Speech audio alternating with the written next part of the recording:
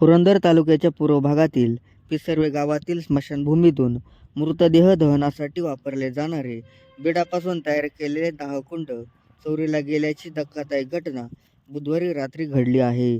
अज्ञात चोरट्यांनी स्मशानभूमीत प्रवेश करून संपूर्ण दाहकुंड उचलून नेल्याने ग्रामस्थांमध्ये संतापाचे वातावरण निर्माण झाले आहे. स्थानिकांच्या म्हणण्यानुसार स्मशानभूमी हा गावाचा संवेदनशील व पवित्र भाग असल्याने अशा प्रकारची चोरी ही अत्यंत गंभीर बाब मानली जात आहे. घटनेची माहिती बुधवारी सकाळी स्थानिक रहिवाशांना मिळताच त्यांनी तातडीने ग्रामपंचायत सदस्य व सरपंच यांना कळवले. गावकऱ्यांना जागेची पाहणी केल्यानंतर दाहकुंडाचा कोणताही मागमूस आढळलेला नाही. स्मशानभूमी परिसरात सीसीटीव्ही नसल्याने चोरट्यांना सहज संधी मिळाल्याची प्राथमिक शक्यता व्यक्त केली जात आहे.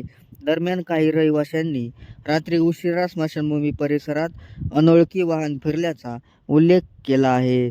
या चोरीमध्ये 2 दाहकुंड चोरी केल्याने स्मशानभूमीमध्ये गैरसोय निर्माण झाली आहे.